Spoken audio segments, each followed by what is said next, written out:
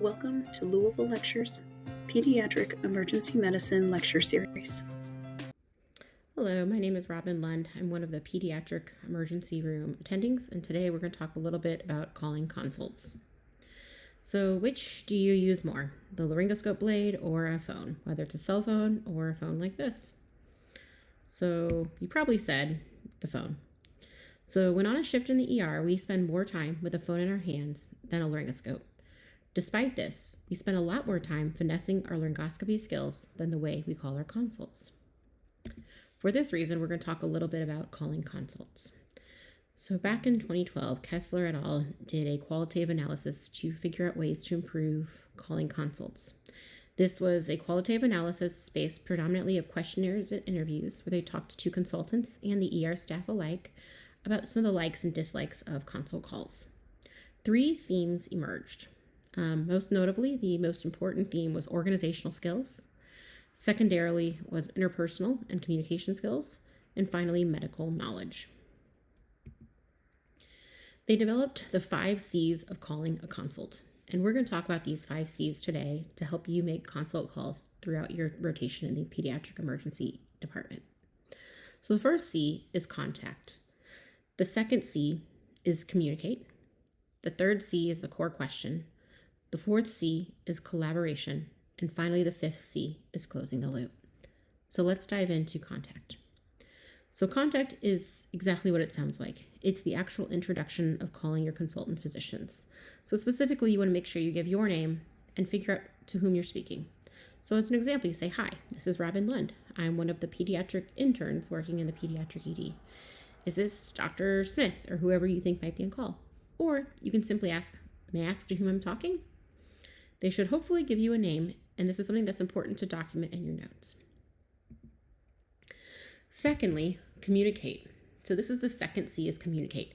This is where you want to give a one-liner, a very concise thing that's going to set up the remainder of your call. So it allows them to tune in and expect what they're going to want to hear for the rest of the presentation. So for instance, if it's for appendicitis, you're going to say, "Hey, I'm calling about a healthy 5-year-old male. He's here with acute appendicitis without rupture that was seen on ultrasound, and I'd like for you to come see him." That first line tells that surgeon exactly what he wants to know. He knows that it's for appendicitis, and he's going to start listening into keys that are important to him, like his MPO status, or maybe his labs, or maybe his ultrasound. So then you go into a little bit more information. So his name is Johnny Smith. His date of birth is 1/2/2022.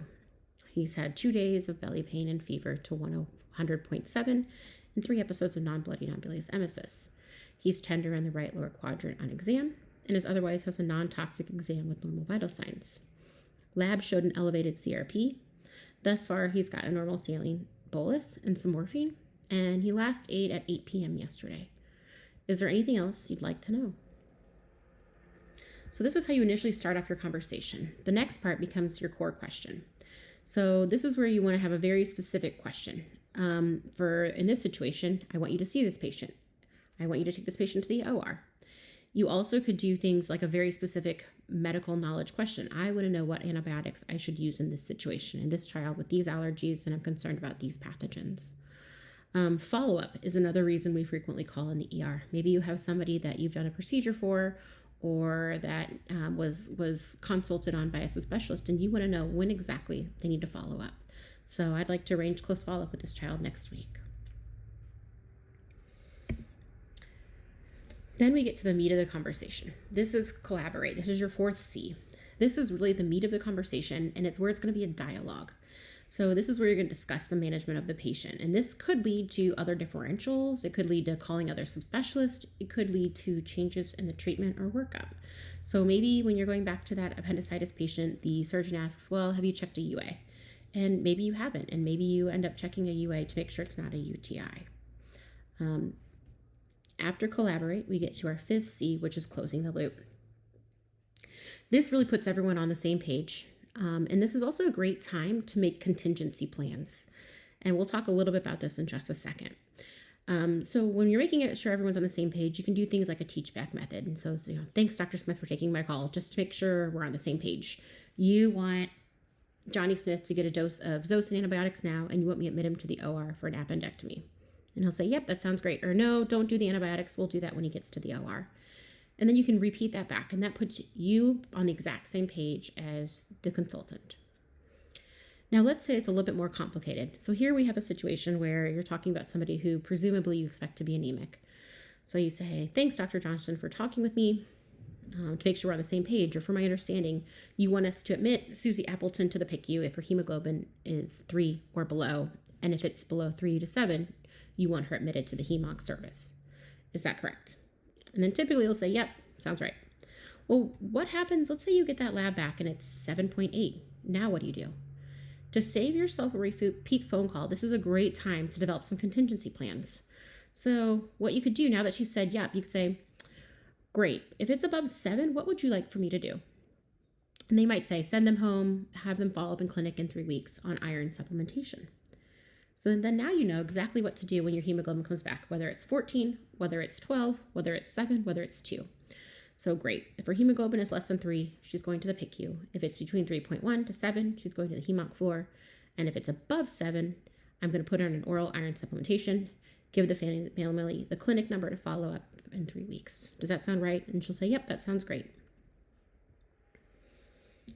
So they took these 5 C's and then they taught that to some residents. So this was actually a prospective randomized controlled study. So as opposed to qualitative, a little bit different study here. And this is the same person. This was Kessler back in 2015. So these residents either learned the 5 C's or they didn't. They then had both groups call consults. The intervention group, unsurprisingly, had higher global rating scores, 4.1 versus 3.5. And this, interestingly enough, did not matter based on your PGY level.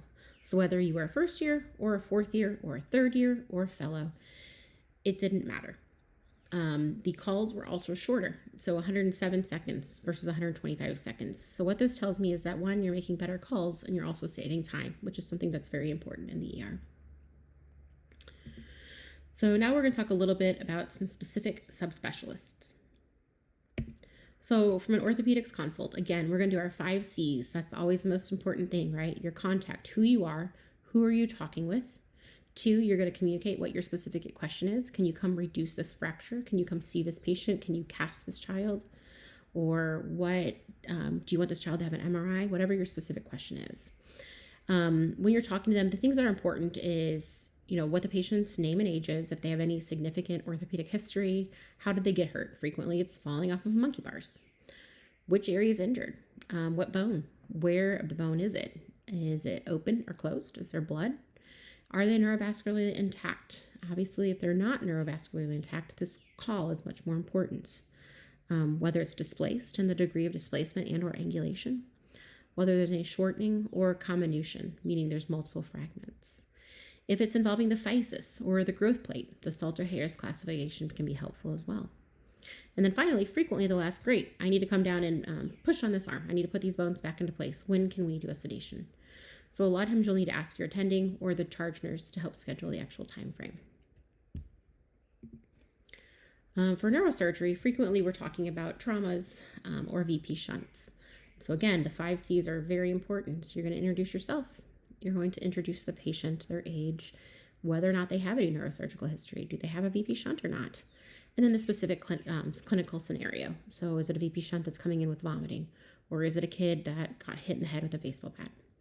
It's important to know the timing of the injury or when these symptoms started, whether they just got hit with a baseball bat 10 minutes ago or whether they've been vomiting and they have a VP shunt for the past 2 days. Knowing if they've had prior MRIs or prior shunt revisions. If this is a child that's had 16 shunt revisions and they present exactly like this every time, you're much more concerned for a shunt malfunction. Doing a neurologic exam is going to be important as well.